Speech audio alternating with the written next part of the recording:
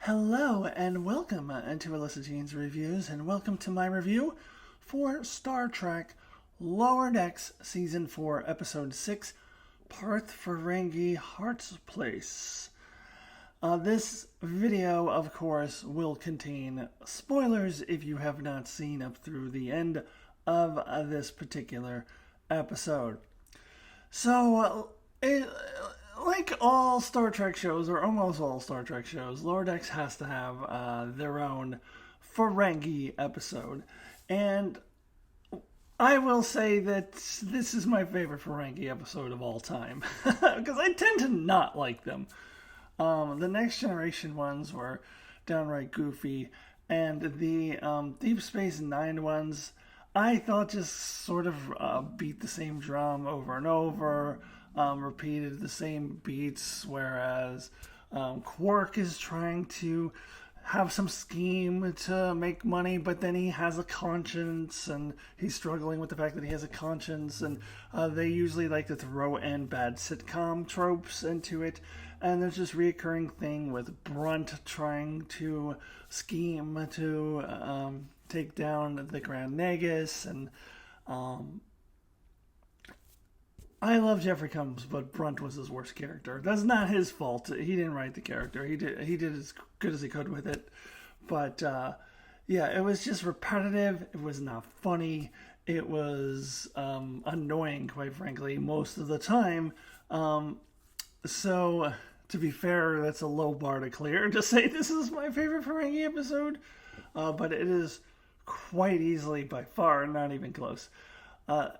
So this is really the first time we actually get to explore Ferenginar. We've been there before, but usually it was like, I think it was like we went to Quark's mom's house and we were inside the house, and then we went to the Grand Nagus's like throne room or whatever, and we were just there, and like we didn't really explore the planet or the culture or anything like that. And there's a lot of great things that this episode does with that. So I quite enjoyed that. I think this was a better exploration of a planet than the Orion one, quite honestly. I think the Orion one touched on just a couple of touch points, but didn't explore as widely as this episode does. And it makes the Ferengi more interesting. They are this capitalistic society as they've been portrayed over the years, but it kind of adds a little bit more depth to them, and also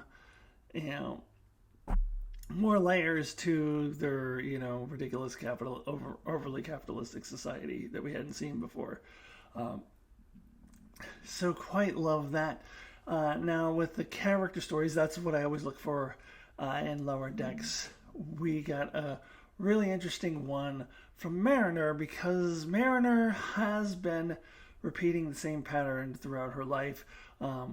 We hadn't seen it before, but we had heard about it, how she had got promoted in the past, and she always self-sabotaged. And we see her trying to do that again, and getting to play off of that character who was from Season 1. I didn't like him in Season 1. He was in that episode I hated. That's the episode 2. But here, now that they're not trying to trick us, and make us think that he's the typical Ferengi, but really Mariner and him are long-lost buddies, and they've been buddies forever. Where that's the one where Mariner was this ridiculous Mary Sue, and she couldn't do anything wrong. I hated that episode. But here, this character really works. And he acts as a good foil for Mariner, and he acts and a voice of reason for Mariner. So I quite enjoyed Mariner's story arc here. Now, for Rutherford and Tendi, I've been one who's complained about the will they, won't they dragging on. They actually haven't really touched on it in a while. I don't think they've really explored it since Season 2, probably. Maybe a little bit here and there. Which is ironic, because then Boimler watches that show. I think it's basically like The Office, though. It was like the will they, won't they show. That was good. Boimler. I'll get into the Boimler in a second. The storyline was hilarious. It didn't add much, but it was really funny. Anyways, Rutherford and Tendi. I am okay with this exploration of their friendship and relationship, but I think that the question needs to be answered definitively one way or the other at some point before the show goes off the air. I don't want it to end on season 6, 7, whatever, or hopefully not 5, hopefully longer than that. However long Lower Decks goes, I don't want it to end with the will they, won't they. Like, I want them to have a definitive answer, like, hey, let's explore our feelings for each other that they clearly have, or, you know what, I think we're just friends. And I know this is a silly cartoon, but I think that they could do that, and I think they need to do that eventually. So that's okay, but I did enjoy a lot of their scenes and them trying to pretend that they're married, and they're, even though this is kind of a bad sitcom trope, it did work for me. Where they were about to confess to the Ferengi bartender or whatever that they were faking it, and then they arrest that couple for pretending to be married to get the newlywed discount. Which, yeah, that tracks for Ferenginar. I don't know. On one hand, this is kind of a bad sitcom trope, and on the other hand, it worked for me for whatever reason. I don't know. Lower Decks just pulls it off. All right, that's kind of my long rambling overview. Let me get into a little more of the details. Okay, let me start with this cold open because we get another one of those, a certain race is flying around on their ship, and that weird sideways ship comes and wipes them out, or could be transporting them somewhere. Like, we don't really know what's happening at this point. But we get an interesting tidbit in that one of the Ferengi had communication with them in advance, and they apparently told this Ferengi that they're going to do give him a lot of profit. And of course, we're lying to him. But that's interesting because that shows that there's some intelligence behind this. There's some species, some race behind this that you can communicate with. Because before we didn't know what the hell it was. So that's interesting. Also, this sheds some light on Rom's rule as the Grand Nagus, and as we go through the episode, we get some really interesting stuff. I can't believe I forgot to mention Rom in my long rambling intro. It was so great to see Rom and Lena. Did like a 6-minute intro, and I didn't even mention them. That's how much I like this episode. There's a lot to like that. I didn't even mention the fact that this is actually the second year in a row where episode 6 has Deep Space Nine voice actors.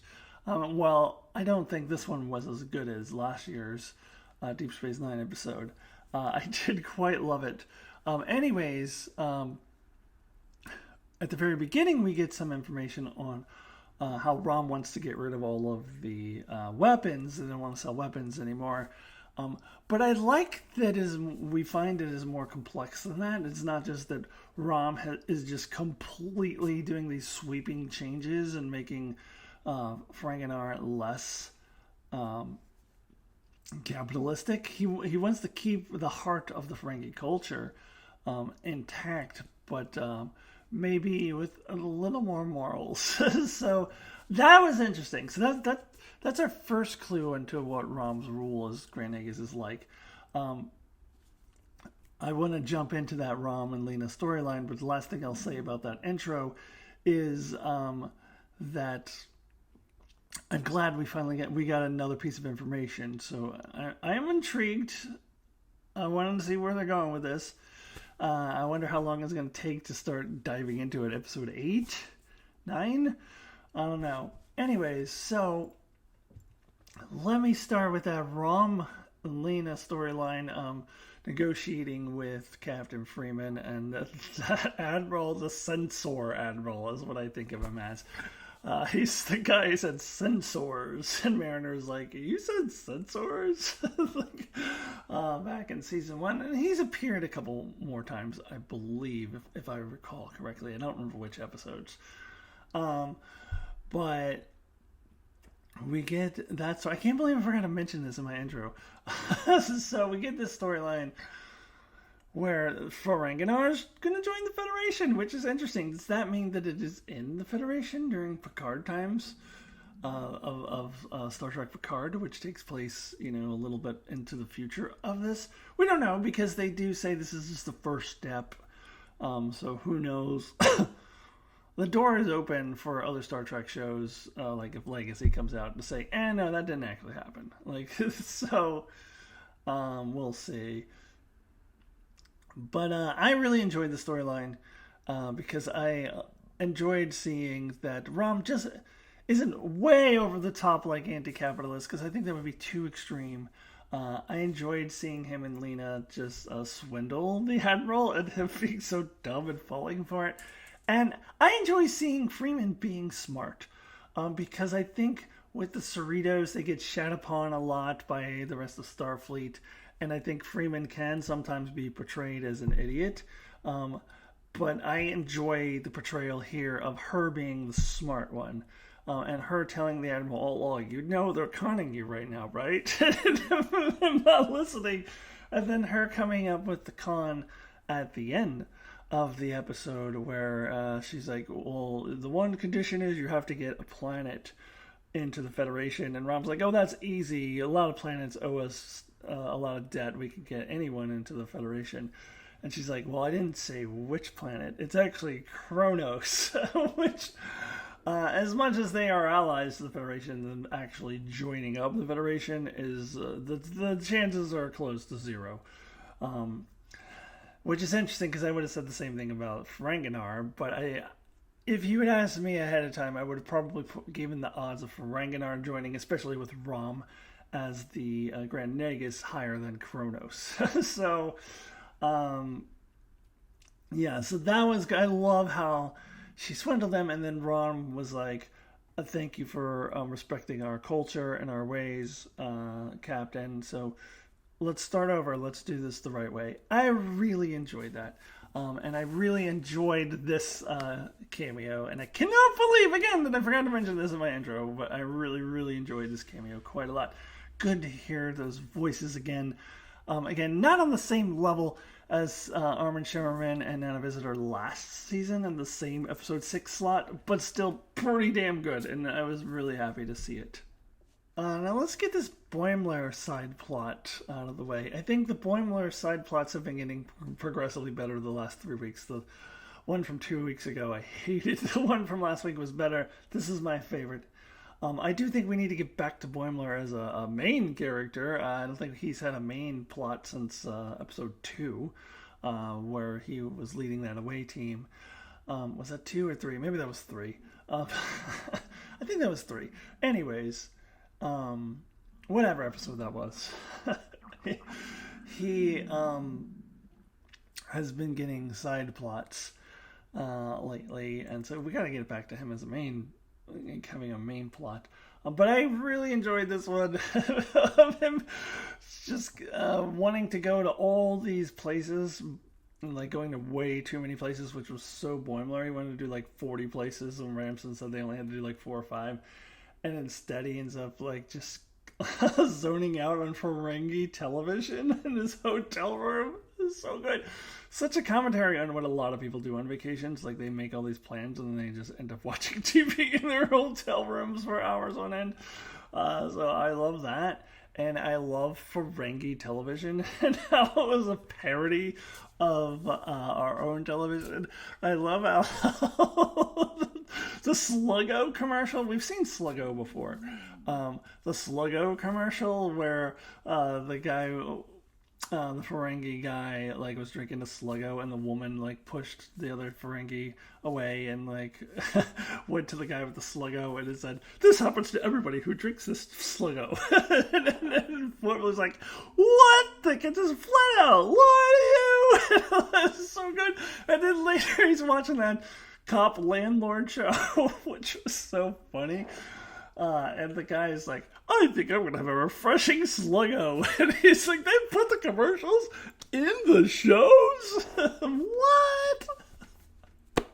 I love that. It was so good. So funny. And I did notice a little Easter egg here that at the end of the episode, when we see Ransom sitting in his office, he's drinking Sluggo. So I quite enjoyed the Boimler plot, just for comedy. It was just really for comic relief. I mean, I don't think it does much for his character other than to say, oh, well, you're finally relaxing and not just like overdoing it. And I think Ransom makes a comment to that effect. But I think that's a small thing. I don't think it's a huge character development for Boimler. It was just funny. Like, I really quite enjoyed this. Which one should I jump over to next? Let's jump over to the Rutherford and Tandy storyline. I guess I probably don't have a whole lot to add to what I said at the beginning of this video.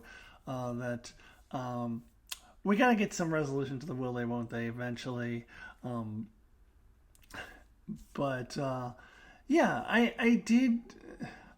It tracks to me that they do have an attraction to each other, and we see that coming through. But them, I think, being a little frightened to take their relationship to the next level, because I've been in similar experiences and throughout my life, and I think a lot of us have, where we have a friend where we kind of would like it to be more than friendship, but at the same time are terrified of doing that because of the fear of losing that friendship. That if you try to go romantic and it fails, then you could lose this close friend that you have. So I definitely can relate to that. So it seemed a little bit more, I guess there's a little more depth than just surface level will they won't they nonsense, which I thought they were doing in previous seasons. So I get it. I'm okay with it. I do still think that eventually there's got to be some sort of resolution to this, one way or the other. I don't think they have to get together. But I think it has to be addressed head on at some point, and this kind of skirts that line, but doesn't really go into it all the way. But yeah, there was some good comedy here. I mentioned before that restaurant that they went to. And Dr. Bigley showing up to the restaurant. Apparently his tastes in food go beyond just regurgitated like mother spit or whatever it was that he had in the last episode where he was getting mad at the replicator. That he's like a foodie. Like, that's really great. But he's the perfect character for this gag where he's like, oh, I didn't realize that you both loved me. Like, I love Dr. Wiggly so much. I enjoy him anytime he appears. So that was great stuff. Now let's get into the Mariner storyline. And yes, we have seen this history of Mariner self-sabotaging. Some of it has been told to us from past experiences. We know that she had been promoted to junior grade lieutenant before, maybe even full lieutenant, I think. She probably got that high. I don't know. I can't remember if they ever switched out like all the way up to lieutenant commander. I don't think so.